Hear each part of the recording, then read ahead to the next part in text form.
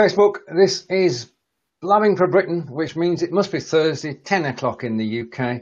This is episode 79. And good morning, Peter. Good morning, sir. And good morning, Stephen. Good morning, Peter. Good morning, Stephen. How are we? We're good. We're good. The sun's shining today, and there are flies about, I believe. Peter, get up to Trenton, or down to Trenton. I've got flies to get rid of. Well, it depends what type of flies it is. And welcome to the show, everybody. And we're just settling down. Now, we didn't do a politics show this morning, principally because, well, I don't know. What do you think about the current situation? Either of you, both of you. I'm gonna say something that you're not gonna believe. I just don't care anymore. I really don't. I don't care anymore. I have had it up to here with politics, the snidiness, they're getting each other's throats. She didn't come on television to get their 15-minute. How can you run a nation in an hour with about 15 minutes worth of speech, or what are you doing? Everybody attacking you, somebody not even controlling their programme, talking all of it, a waste of time. It was a waste of time last night, as far as I'm concerned. And I've had enough of it. Politics, forget it. Are you going to vote? I will vote. I'm a great believer. You can't vote.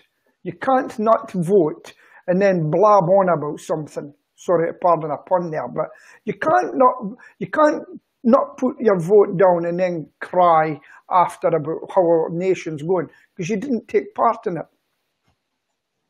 And if you don't vote, don't say out. Go back in your little box and shut a lid. Over to you guys.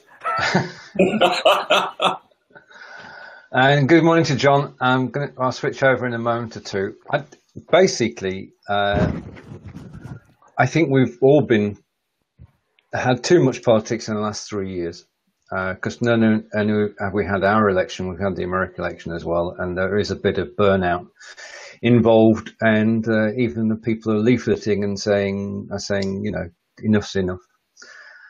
My thoughts on the show last night is that it was important. I think people do have to stand up before the national public, rather than a small crowd somewhere down in Bath, and be asked questions which do indicate their stance on issues. And I think that Mrs. May should have been there. I think that this election is partly being fought on social media. And I think that battle, I don't know about your newsfeed, Stephen, but that battle is being won by Labour and the Lib Dems. I think I'm so fed up, as Peter said, I'm so fed up of this bunch of politicians. I think that it's possibly the worst Tory campaign in memory. I think that the focus on people, the focus on the fact that Corbyn forgot a key figure in his interview with some glory-hunting reporter, it's just not the way to do things. I just think it's, and I don't know what the alternative is. I mean, I've still got leaflets to deliver around here, and even those, you know, I actually hold the record for getting a flyer through the door and into the bin. It's about 1.2 seconds I managed to get it down to. And, you know, it's just, yeah, Pete, I'm sick and tired of the whole bloody thing. And I think one of the reasons for that is because it wasn't necessary. From my perspective, anyway, it wasn't necessary. She had a working majority in the Commons. She's risked, and it would appear that, it depends if you believe the polls, it looks like she might actually end up with a hung parliament, depending on which polls you read. And I just... Do you still believe in polls after what we've seen? No, I don't. In politics lately. They're saying so many different things. In fact, I'm going to take out a poll asking, do you believe in the polls anymore? and see what they say. The Poles have gone back to Poland, haven't they? Oh no, you've got a problem, John. You're coming over wrong. The words and things, echoing and things. Oh. Yeah. Well, that was quick. I'll tell you what I picked out in the debates. Things that come back to bite you, like being a supporter of the Irish Republican Army in the past. Yeah. Come on, John. Taking bombers into Westminster after the Brighton bombing. How low can you go? Yeah. So these things are coming up, and then what's her name? Diane Abbott. She's changed her hairstyle. Well, listen, Diane Abbott, you're so lucky that you can change your hairstyle, because people are getting to change their hairstyle because they're dead, blown to bits with shrapnel. Remember that, yeah? And she's changed her haircut. You are so lucky, Diane Abbott, to get in and change your hair. Glad you understand the use of metaphor, Peter. It's outrageous what you just said. As you know, so many outrageous things have been said this campaign. It's just, and I'm not surprised you're bored, you're fed up with it. But I think we're all off for different reasons. John. Hello. I take it you didn't have your politics show then? No, Steve. No. My heart couldn't have taken it. But so what are you still enjoying the rough and tumble, John? What rough and tumble? I'm completely and absolutely ignoring politics. I'll worry about it on was it the 8th or the 7th or whenever I've got to vote? Yeah. Next week's day. Yeah, till then I'm not worried about it. Let them all get on with it. Yeah. Do you think that people generally are fed up of it though? I mean, yeah. Well, look at us three. Is it fed up of it? Just our age group, or do others?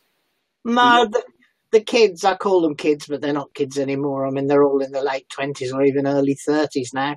They're not interested because, as far as they're concerned, all three parties, they're discounting the rest, are just liars. So.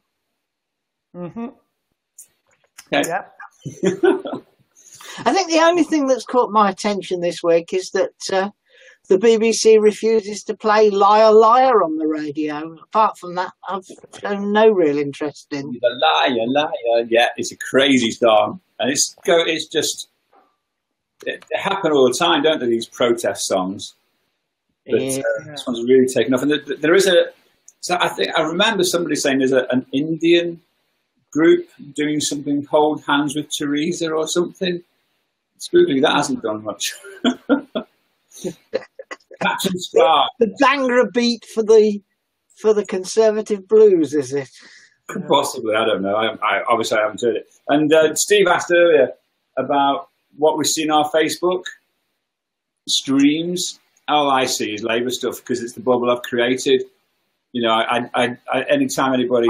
I saw one last night that I thought I'd send to you, but I'll wait till after the programme. It was about Labour's past history. Yeah, okay, fair dues.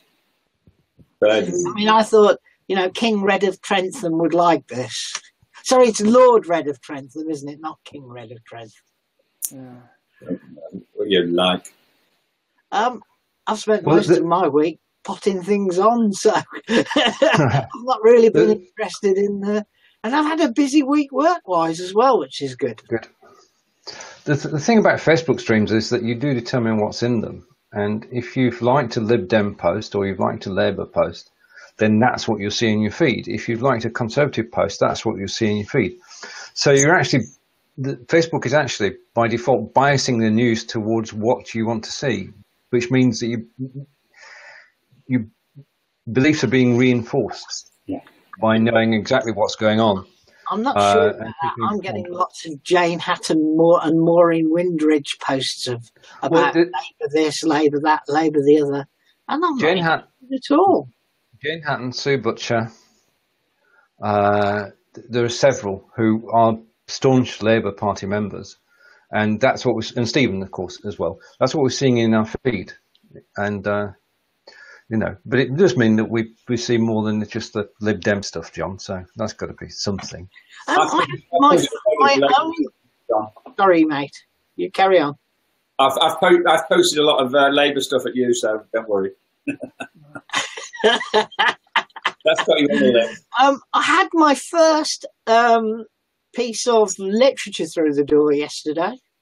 Right. Nice glossy leaflet from the Lib Dems. Have they got a chance where you are? Sorry? Have they got a chance? Well, they would have if they'd got a decent candidate. And don't get me wrong, I like the bloke who's put up, but he's just not heavyweight enough. Hey, I wonder if the students will vote for the Lib Dems again this time after saying they wouldn't charge him for the university. But I had to have a laugh.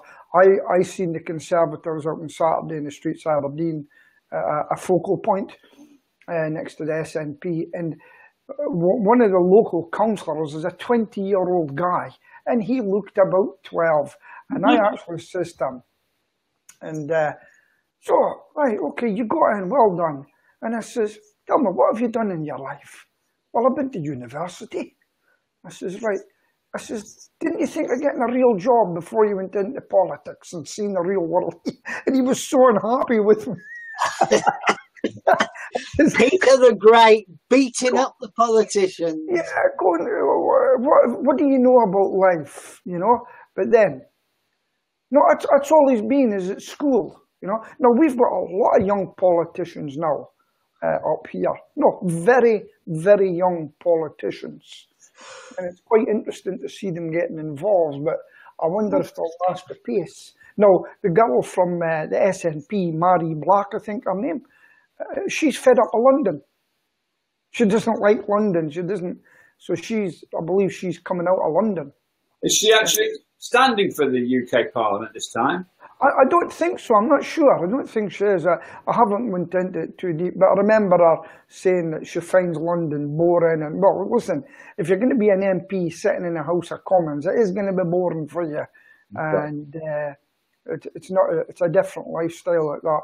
I think they should live before they go into politics. You know, I really do that. Go and see the real world. But no, I never thought I'd see the day. I'm just fatigued with it all. I'm fed up shouting at the television. And but the trouble is I watch American politics too, and I think it's actually worse. Oh God, yeah. No, what I'm trying to figure out, correct me here, guys. Now, Americans can tell me the same that I'm watching. I can't remember Obama's spokesperson in the White House coming out every day to face the press and getting such negative comments all the time. Was it the same? It seems to me that Sean Spencer has just got to go there to do battle every day with them. Yeah, Sean Spicer is Trump's press secretary. Spicer, yeah. But did the same happen with Obama's? Daily press briefing, it's always happened ever since Jed Bartlett was president in the West Wing years ago. And the reason that I suggest the reason reporters are giving him such a hard time is because of the tosser that's in the White House.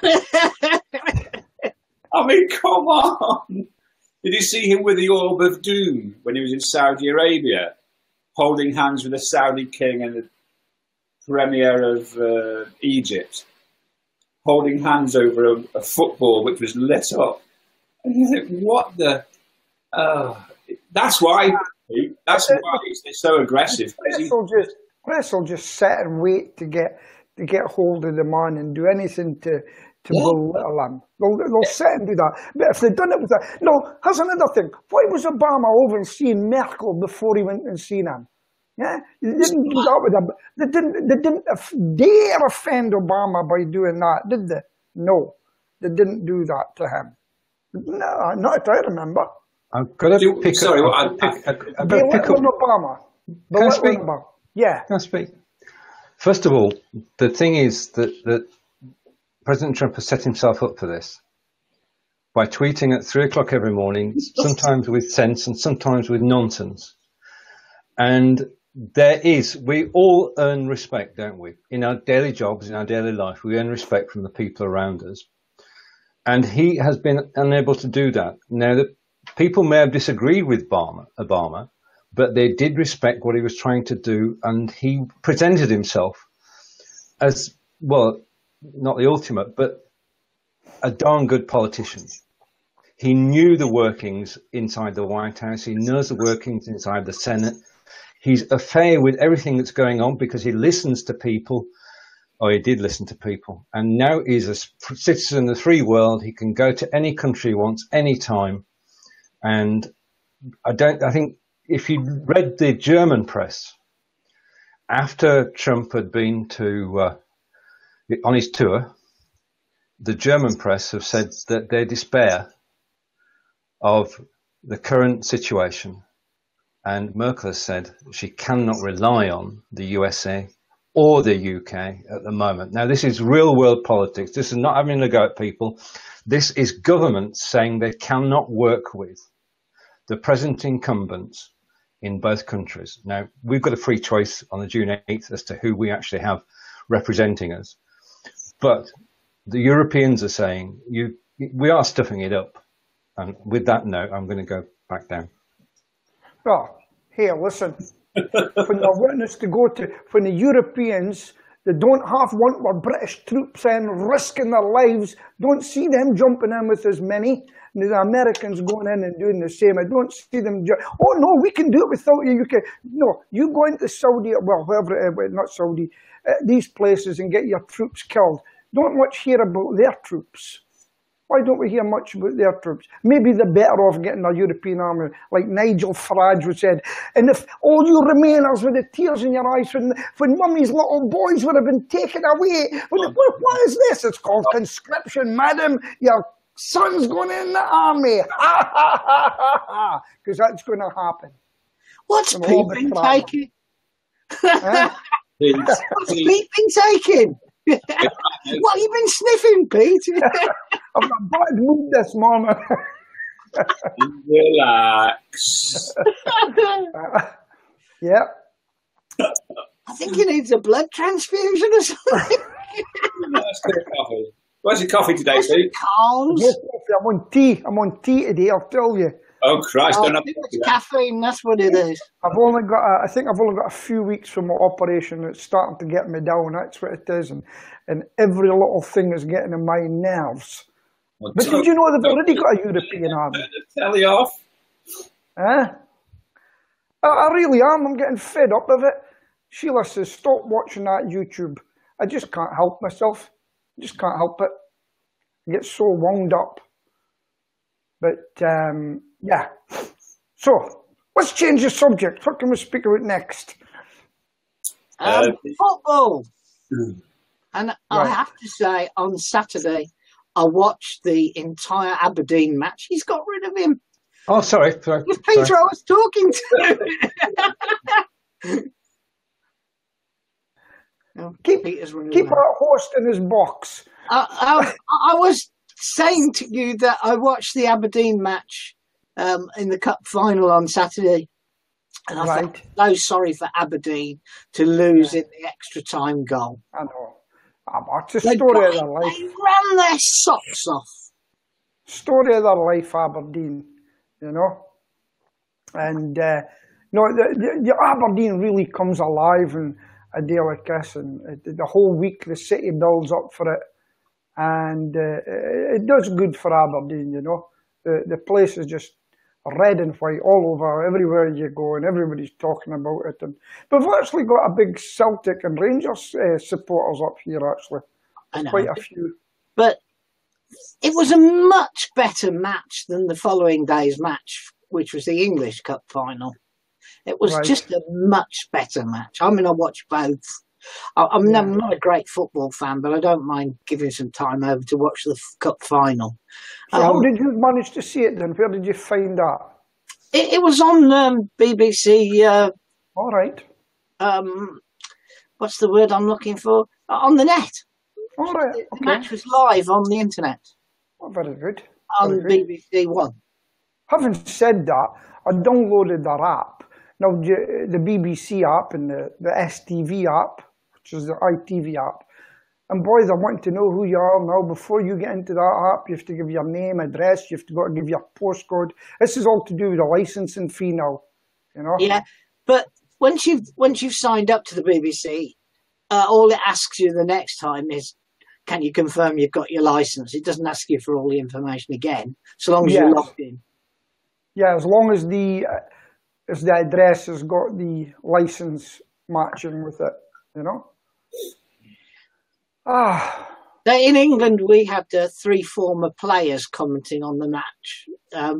But in Scotland, you had 3 old fellas, you know, in the studio commenting on the match. And I've never heard of any of them, but apparently they were all famous. It just shows you the divide, doesn't it? Are Rangers back in the what you call the Rangers came 3rd, but they were still a long way behind Aberdeen, who were a long way behind Celtic. Yeah, I thought the Rangers were in the sort of 4th division a few.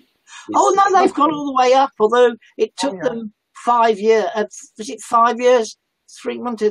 Instead of doing it in 3 years, it took them 4 years because to get to the Scottish Premiership took them 2 goes. Yeah, and then Celtic had become really dominant. 30 points in the league, so to speak. Yeah, it was a massive gap, but then it was a massive gap from 2nd to 3rd as well. Yeah, because it's very different from us. They play each other 4 times. Mm-hmm. Well, there's only 12. Is it 11 or 12? A small number of teams in Scotland in the Premier League. There's not a lot of teams, and then so when you play each other 4 times, whereas we only play each other twice in our Premiership. So it was actually good for the smaller teams in the other league because they got a lot of money with Rangers playing, you know, into the coffers. And then when Rangers went back up, then the league changed again. There was a lot of a rivalry, you know. So anyway, that's my burnt out with football. And I also like the other thing in Scotland is the bottom 2 don't go down. The bottom one goes down, and then second in the league below plays the last but one in the league above, and whoever wins gets the place in the league above. So you can come last but one, and you can stay up if you can beat second from the league below. Easy. A very neat way of doing promotion. Yeah, fighting for survival. Yeah. Still on the football. Of course, the Germans are well and truly invading the Premiership now, as Wagner's took Huddersfield up. So we have 2 guys running Premiership teams that used to work together. So it's going to be quite interesting. Haven't you got the Chinese owning quite a few clubs as well? Oh, yes. But I mean, in this case, I'm talking about managers. Yeah. Mm-hmm. The Chinese seem to own so many. The Chinese own Wolves. Do you think people with a lot of money behind them makes a difference to a club? Absolutely. There's no doubt about that at all. It's going to be interesting to see how Huddersfield fare because they don't have rich owners. Mm-hmm. And their record fee is 1.5 million, whereas we've currently got a discussion about an £83 million transfer to Manchester United. Yeah. So talking about 100 million as well for somebody. Yeah, although whether that's real remains to be seen. But the £83 million one will probably go ahead. 83 million. Jeez. It's a lot of money, is it? A lot of money. Money It's in stupid football. money. It's stupid money, but it's the Arabs that spend that kind of money as well as the Chinese. Yeah. Man City are funded and owned and funded by Sheikh, whatever his name is, and And us mere mortals have to work hard for our money. You know. But having said that, football playing can be short-lived for some of them. Well, you know, the thing is, you probably only got you probably don't get to earn any real money till you're in your early 20s. And you retire in your early 30s. So you've only got 10 years to earn your money in. Yeah. And then you've got to do something else. And Absolutely. quite a lot of them, they just become things like club ambassadors, and they're earning 25k a year from hundreds of thousands a week. Is that what they go down to? You know, I mean, not everybody, but that can happen to some of them. Yeah. And the other thing to remember is the money in the lower leagues is nothing. You know, they're not on thousands of pounds a week. Some of them are on £2,000 a month in the very lower leagues. I've seen many a local player fall off the edge of a cliff when they leave. You know, buy pubs, become alcoholics, lose their money, do bad deals, and I've seen that quite a lot locally. Some have prospered. It used to be the trend that they all became publicans, but of course pubs are becoming a rare thing these days. So that doesn't happen. Yeah. So, you know, that's a lot of them are becoming plumbers and things. You know, not the really famous ones, but, you know, it is happening. Yeah. So I think it's the when you're doing that, you go to school, you go back and learn new things. There were two teams promoted this year. One of them, Huddersfield, who went from the Championship to the Premiership, and from the National League, Forest Green went up to League Two. The really interesting thing is they both have the same black and green hooped shirt. So I wondered if there was anything to do with the luck of the black and green shirt. Got a job, look. Yes. Go on then. Do you want to come back in, Stephen, to ask something? I was just waiting for an invite. I was quite enjoying listening to that. Anything to tell us on cricket? Yeah, England are playing Bangladesh, and just a moment, let me get the score for you, because I know you're all interested. Let me go to the sport. I'm going to the sport. I could share this on screen, but I won't. And it's England versus Bangladesh, and England are fielding, and it starts at 10:30. In 2 minutes' time, I'll be able to regale you with the scores, over by over. Oh, God. Thanks for that. Cricket, did anybody catch the Grand Prix over the weekend? Good, right, okay. On that case, I can tell you that Germany won, no penalties required, and that Mr. Vettel leads the championship, and Lewis did not have a good weekend at all. But British Engineering won, Monaco won, which is good news. To everybody who's watching at the moment, thank you. If you'd like to share this out, please do. If you'd like to come on camera, although there are times where I'd like to have 4 people on screen, because that would make my life a lot easier. Then please join us. And we just got a question from Tish John. How your... Are their belongings okay? Oh, well, it was their shed that they had burnt down, and all their tools that were in it were destroyed. However, we've managed to replace them by having a hunt around, and a few people have donated some tools. But thanks for remembering, Trish. So our Thursday challenge to you is, if you want us to talk about a particular topic, then just throw the topic in the comments, and we'll do our best to do that, because trying to find something which is not politics, which will keep the group in good humour, is difficult, because talking politics at the moment is it's a no-go area, as we heard this morning. What about the gig in Manchester on Sunday? What are people's thoughts about that? Yeah. I think Ariana Grande must have been listening to us last week, because we mentioned that she was rumoured to be paying for the funerals of the people who died. And now she's coming back for this gig on Sunday, is it? Yeah. Saturday? And she's kind of, she's back in town, which I think is absolutely wonderful. Obviously, it's not just her. There's a host of others that are going to take. But it's just the emotional pressure on her that can't even. It's going to be immense, and it's.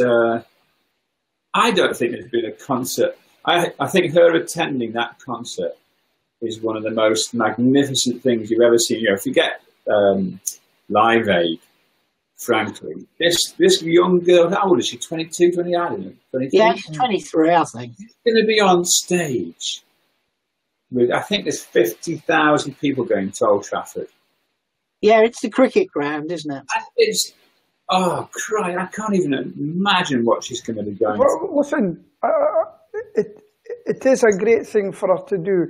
Now, I was so disappointed when she says, look, we'll pay for the funerals. You know, she actually got abuse for that as well. I thought, damn awful.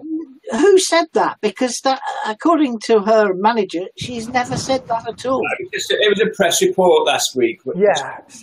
Yeah. Well, listen, it's great that she's doing it. But listen, how would you feel if that was your concert? If you'd been the person out there singing? She is going to be emotionally distressed for the rest of her life. Because if it was me, I would probably say, I put that concert on. This girl will have emotional problems, PTSD later with this. Like riding a bike, when you fall off, you've got to get back on. And this concert is her chance to get back on the bike. Because cancel all the ones in between.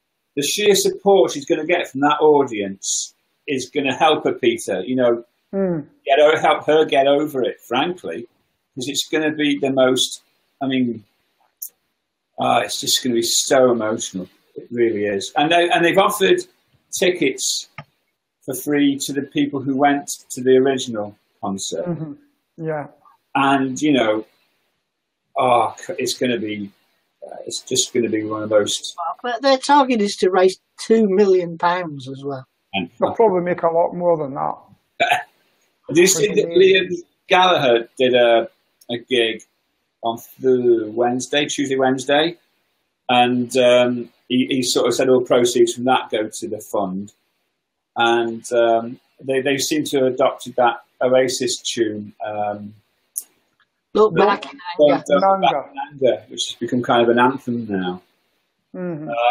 It's just I always bang on about the emotional side of things, and it's just incredible to see, absolutely incredible. And Britain's Got Talent have moved their show time accordingly. And there's a testimonial from a Man United player. I'm saying they've shifted that as well. So the logistics for the police is going to be immense. Yeah. So, it's a crazy. I speechless. Yeah. Talking of Britain's Got Talent, has anybody seen the America's Got Talent with the little girl and the bunny ventriloquist that's doing it? Yes, I've seen that. Yeah. I thought she was brilliant, to be honest. I'm not into those programs, but my daughter sent it to me and said, Dad, you'll love this, because I like ventriloquism. Yeah. And I love the fact that when he asked her why she was doing this act, is because she wanted to keep ventriloquism alive, you know. Yeah. It's a disappearing thing. No, it was really good. And what I liked, her neck was really open. There was no way hiding it. She had a dress on it, you could see her whole neck. Now, I was trying to do a bit of ventriloquism with a monkey. But when my partner was sleeping, I used to have it climbing over him. And then I seen it in my shed one day looking up at me. And then a few years later, I says to her, where's my monkey? She threw it in the bin. She couldn't stand my monkey. I was going to do an act with it as well, but it was gone.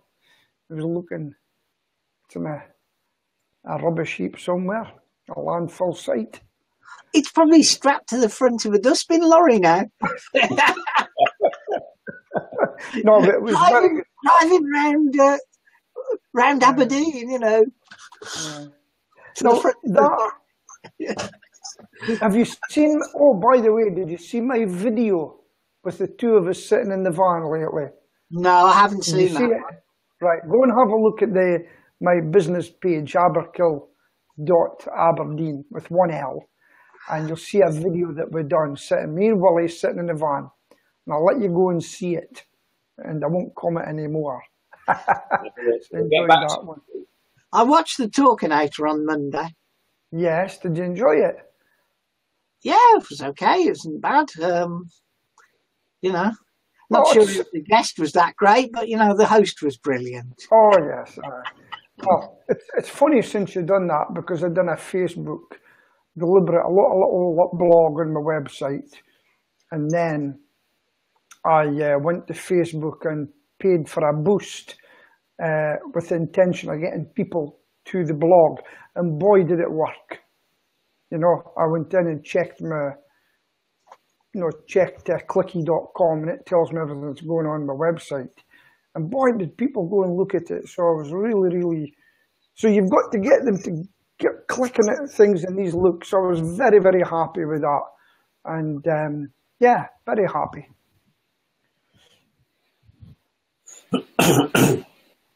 Okay.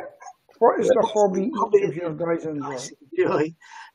John, what's yours? Well, it's gardening, isn't it? You know, I'm planting that. I grow my dahlias as well, so I'll be planting them out now. The frost chance has disappeared. Got to dig the plot over first, though. Right, so yes, okay. And of course you're cycling mad, aren't you, Peter? I was cycling mad, and well, people know now. So I'm going to aim for a triple heart bypass, and this was just asking there what we eat. Because of my heart condition, I've now become vegetarian, and I've got to say I feel much healthier because of it. And it's taken me a long time because I used to love my burgers and my bacon and all those sorts of things, but I've cut them out completely. And when I go about, a lot of people are saying, boy, you've lost weight. And I have, but I do miss my cycling. And when I go about in the car and I see people on their bikes on a sunny day, it actually breaks my heart. What about you, Stephen? What's your hobby? Jiu-jitsu, marathon running, and fell walking. None of those are any hobbies of mine. I sometimes venture into the garden. Did last week. I read a lot, and I've got an opportunity to go to a sci-fi book festival in Derby in a few weeks' time. I get a chance to meet an author called Stephen Baxter, who's my current favourite author of all time. So that's a very sedentary life, actually, I suppose. But you, Stephen? Well, a lot of things I don't do too, and I quite enjoyed your intro there because I was thinking jiu-jitsu. I was there with you. But my favourite pastime is walking, which is very simple to do, and I enjoy walking in the local area in wonderful Wiltshire, around Stonehenge and Avebury and Salisbury and along the Kenneth and Avon Canal. So that's my primary thing. Reading. And my hobby is becoming my business because I enjoy live video. I don't know about you guys, but I enjoy being live on video. Could you tell? The other thing I'm proud to report is that the income on my Udemy courses is growing steadily up, which I'm very happy about. Because you're earning while you sleep, which is a good thing. Yes. 24/7. So my hobby is live video, and Peter and I have spoken about this. I think we've all spoken about this in the past about encouraging people to come on live video, and the problem that is. Well, I'm proud to say, I can't say what it is, but there is a new initiative which will be starting next week, which is backed by BeLive.tv, in which I and Tina Shang are involved, and we will be trying, Peter, to get more people on live video. And thank you for volunteering, by the way. So it's a project that will come to fruition when I finish the Udemy course, which I'm going to finish straight after this. So my hobby is becoming my business. And thank you for the question, Tish. And the next... oh,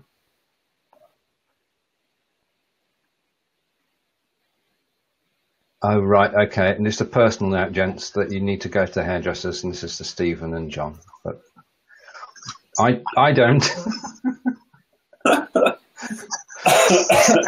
Right, okay. Well, I was so fed up the other week. I went in, I just had my hairdresser, cut it off. I've had enough, and I immediately regretted it. You can't ask him to put it back on. But now it's grown in a bit. I'm quite happy with it, you know. I don't like long hair anymore, you know. Yeah, I just never bend forward on camera.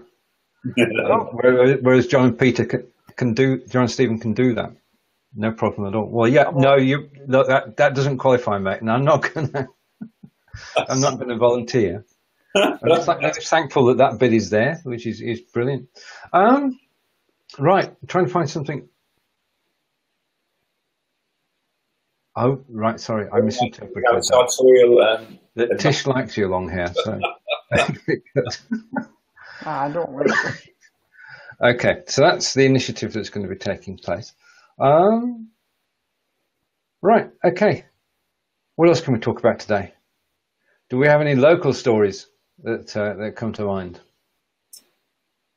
John usually has a story from the Midlands. Well, last week I was invited to a place called Trinity Hall, and it's the 7 incorporated trades of Aberdeen.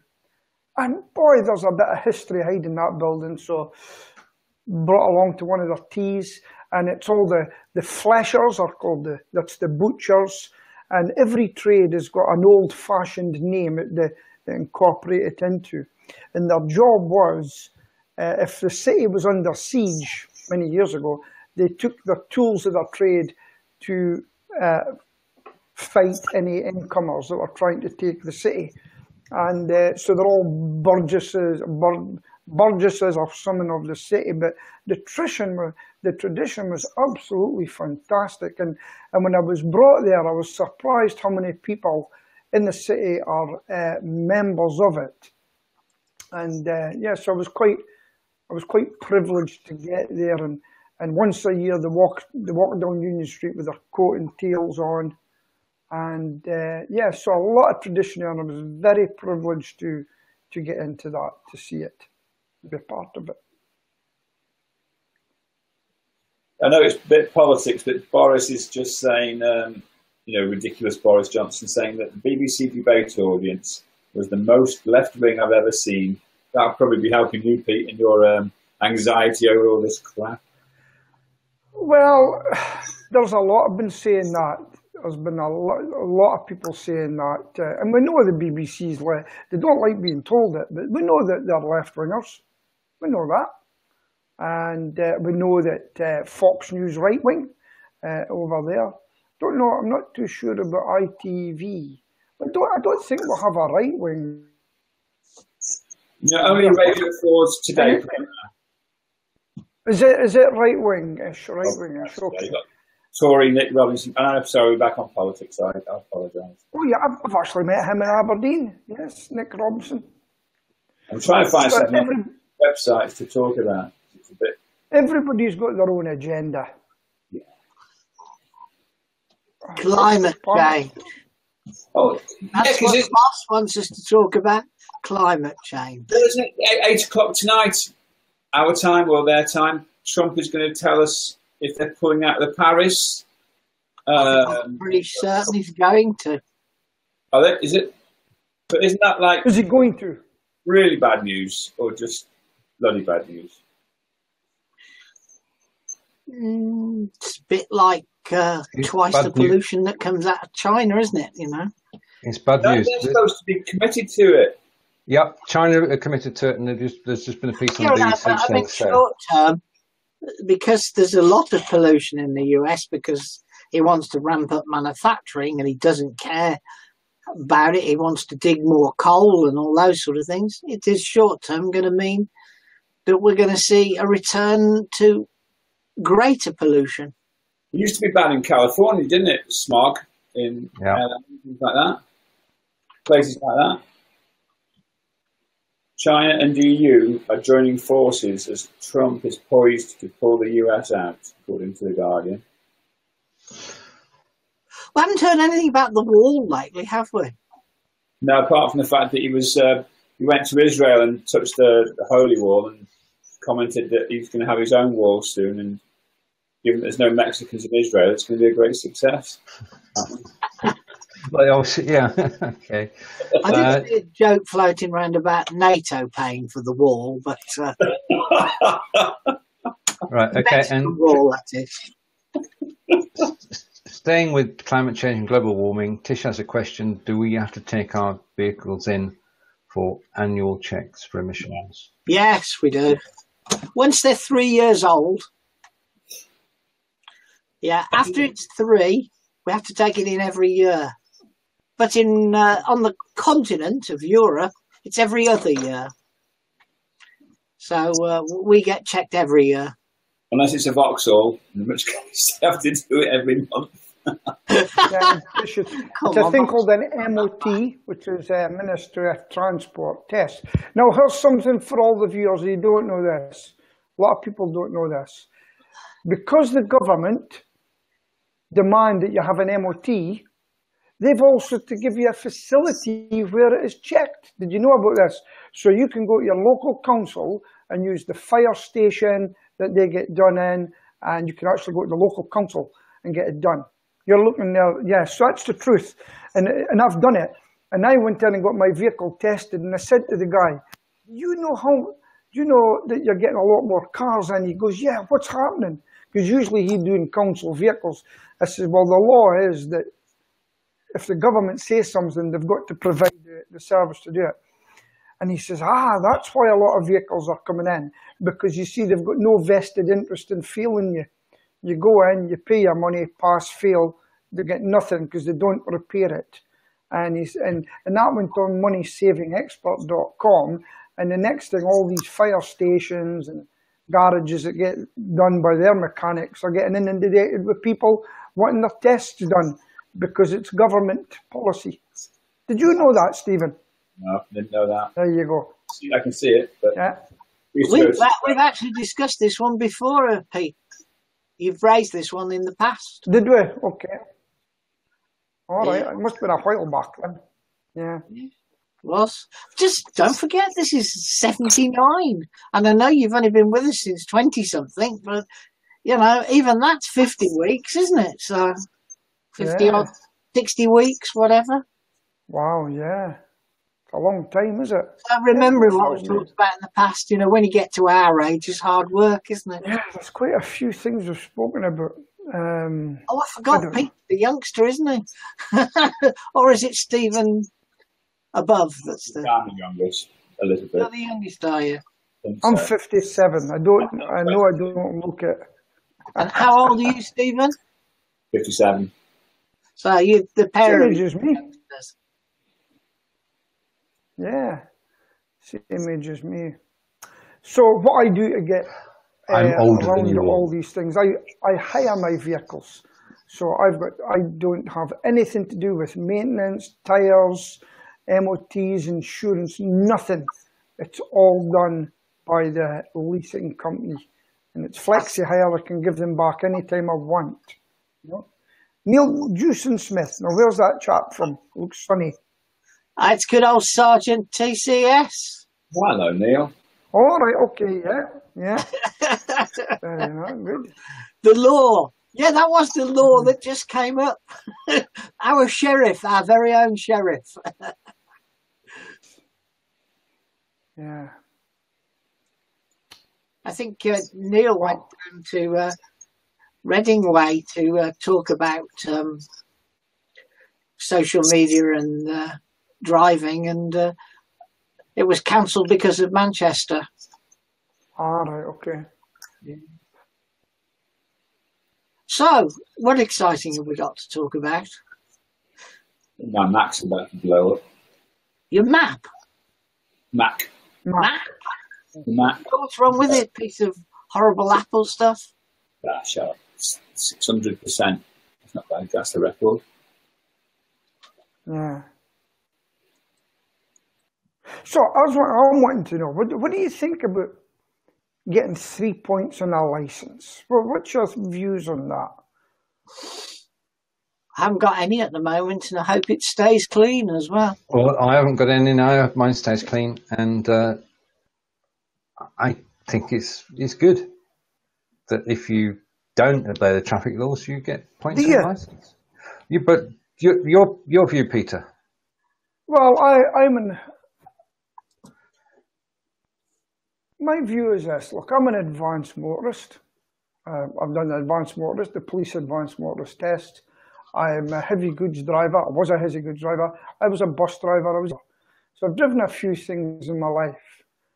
But I've still, twice in my life, went over the speed limit, you know?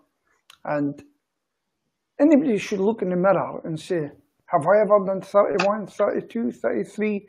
It's too easy done. And I think we're really harshly dealt with. It could be nice little old ladies might, don't drive a lot and they go over that and they get their points. And what really distresses me is people can get their 12 points because of cameras and you lose your license. Now I'm going to put a challenge to you. I hope Neil's still listening as well. I'm going to put a challenge to you. The next time you're in your car, stay at 30 miles an hour in a 30-mile zone. And you will be surprised how many people come up behind you and bully you to go faster, toot their horn, shout at you. And I do it all the time. And I try to stick to that 30 mile an hour in a 30 zone. And it can be near impossible with the flow of the traffic. And that's the problem we've got. Our cars are too fast doing those. And I'm quite right about doing this. Do it. The main road that I live very close to is 30 mile an hour. You'd expect it to be 40. And I will drive along there at 30 mile an hour. I know because I know where the speed camera is. And I also know where the speed van parks round the corner. And people will constantly come right up behind you and, push and shove. And John, you're breaking up to me. Maybe you have to refresh her. Well, we're okay. You need to refresh, Peter. Oh, me? Okay. No bother. Okay. Right, okay, let's have a total change of tack. As we recognise today is the 50th anniversary of another sergeant, not Sergeant TCS, but Sergeant Pepper. Now, you were only 7, Stephen, so, your memory is maybe different to ours. No, I mean, this was the golden era of music. We were so lucky to have, Sergeant Pepper was an album that, like the Beach Boys albums, that transcended everything and brought music in the UK. I mean, it's responsible for so much that followed it. And it's still a classic album. You can still listen to the tracks and they still have meaning. And you can hear the words. I could do the jokes about the album. It was the cover. Oh yeah.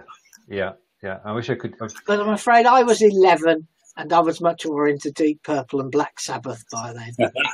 Oh. Well,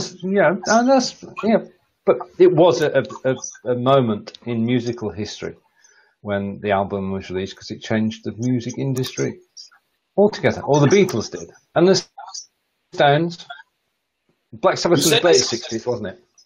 I think the golden time of music was from 1965 till about 1990, wasn't it? It was like a 30-year chunk of brilliance. So much good stuff, and I always get shouted down when I say, but compared to today, it's just no comparison. Nobody's doing what from Oasis, but nobody's doing it. This is the era in which British music went global, and we outdid everybody. And if you look at the music that's played across the world, it is substantially British. And now I'm going to duck down as we go into the final 5 minutes, bring Peter back and see if he has memories of something. Do you think you can sing for us? There's always potentially that could happen, but I'm going to go for it anyway.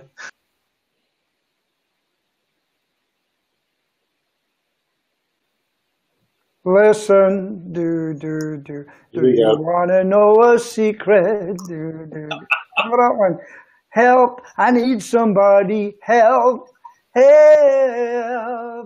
needs a doctor, that's what he needs. And I've got to say, every time that in my bar, when I do a Beatles, near the end of the night, people will get up and dance.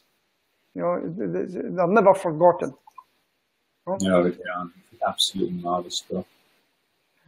My cousin owns a cafe, and upstairs he sells vinyl, makes an absolute fortune from vinyl, and he hates the Beatles.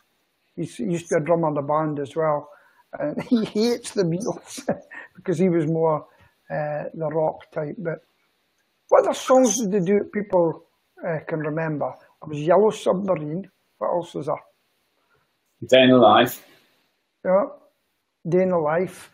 What's Hard Day's Night? No, that was before. Are you on about Sergeant Pepper's? Yeah. What was the other one? I saw her standing there. That gets people going. Apparently, I went to see a Hard Day's Night in Dunfermline, Peter. All right, okay. 6, apparently. My mum took me to see it. I can't remember it, but I did. It's not quite. That's not the most brilliant of anecdotes, is it? But you know, it's sort of. I did see it. And my auntie actually saw the Beatles at the Cavern. Is it the Cavern in Liverpool? Yes. She actually saw them live back in the 60s. Right. Because they actually finished properly in 69, did they? Not sure.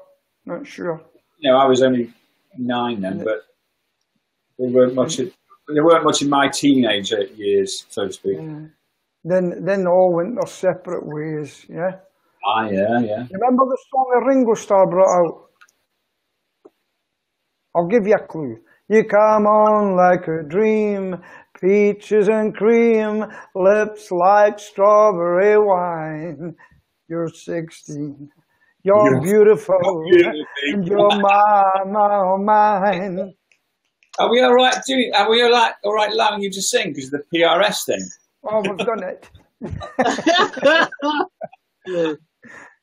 Bring it on, that's a nice song. It's the same year that Bowie released his first album.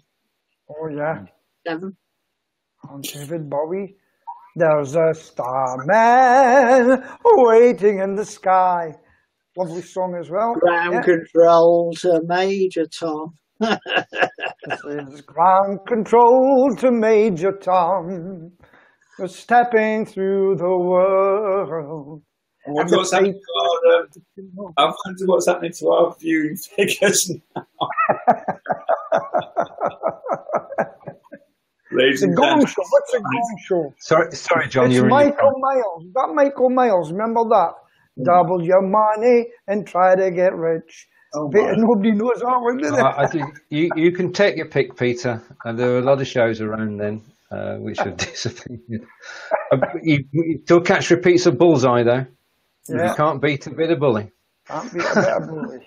There are a lot of things that are intrinsically British, and Bullseye and Jim Bowen are certainly one of those. Yeah. Right, we're coming to the top of the hour. And, okay. Stephen, I'm glad you didn't sing because it means I don't have to. John and Peter have, so we've serenaded everybody. Gentlemen, your calls to action, what people can do to get in touch with you and how they should get involved with your projects before we close. Ooh, so, Stephen. You've laid that. I'm sorry, let Peter go first because I'm going to. Okay, Peter, what can people do next Monday? Well, I haven't got a guest for Monday, so we'll get something. But come in. Why don't you come into the Talkinators Talking 7 o'clock UK Monday time? I'll have something set up by then. But if you know of a guest that wants to come on to my show, get in touch with me at the Talkinator on Facebook, and I'll be delighted to have a chat about anything. Maybe US relationships with the UK as they will stand. Anything you want to do. I'd love to find an American person to talk about what's going on over there. on Blabbing for Britain, and Tish, maybe you, but let's find out what's happening over there without us sort of just reading the press and believing what we're told. Yes. Me, John. my turn. Don't forget to vote next week, and vote how you want to vote. Yeah. That's a great call to action. If you can, vote. To everybody who's watched us today, we'd like to say thank you. To everybody who watches the replay, we'd like to say thank you. This has been Blabbing for Britain, episode 69. There will be an episode 70 next week, and possibly Stephen and I, maybe with Peter, will be back on Friday the 9th when we discuss what happened on the 8th. Because I don't think there's any point in having a politics show on the 8th. We'll have it on the 9th. So if you want to know what happened and our take on it, join us next Friday. But we'll be back next Thursday with episode 70. And I say goodbye 80. for now. Episode 80, Stephen. What? Sorry, John. Sorry, Peter. Sorry, Stephen. Episode 80. Right, okay, I'm going to drop down, and then if you say goodbye to everybody, and John then do the outro. Oh, right, is it me? Well, listen, it's Thursday. I wish you a great weekend. Have a fantastic weekend. I think I'm going down to Lucas in Fife this weekend to meet up with my old Army veterans, the regimental base there. So I'm going to have a great weekend, and I hope you do too. Take care of yourself. Bye. Go, John. You want me to go? Oh, well, I'm off then. Bye. And looks like, John, see you next week. Have a great week, everybody. And it's goodbye from me, him, and the bloke that's not visible too. Bye.